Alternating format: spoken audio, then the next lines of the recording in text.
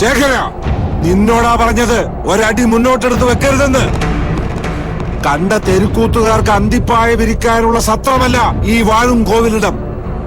ഇവളെയും കൊണ്ട് ഈ പടിപ്പുരയ്ക്കകത്ത് കിടക്കാൻ നിന്നോട് ആര് പറഞ്ഞടാ നായേ? അച്ഛൻ? ആർക്കച്ഛൻ? ആ പദത്തിന്റെ മഹത്വം അറിയുമോടാ നിനക്ക്? കുണ്ടലിനിയെ തൊട്ടുണർത്തുന്ന 10ാമത്തെ ദ്വാരമായ നാഭിയിൽ മകനെ സംരക്ഷിച്ച് നിത്യമായ പരബ്രഹ്മത്തിൽ ശയനം കൊള്ളുന്നവനാണടാ പിതാവ്. ആ ബ്രഹ്മദേവൻ പോലും സ്വന്തം പിതാവായ അനന്തശായിയെ നമിച്ച് രാവും പകലും ജപം നടത്തുന്നു. ഇതൊക്കെ നിനക്കറിയാമായിരുന്നെങ്കിൽ നീ പേക്കോലവും കെട്ടി എന്റെ മുന്നിൽ വന്ന് നിൽക്കില്ലായിരുന്നു ശേഖര. കടക്കടാ പുറത്ത്. പോകാച്ച, അച്ഛന്റെ ഏതൊരു ആജ്ഞയും അനുസരിക്കാൻ തയ്യാറാണ് ഞാൻ.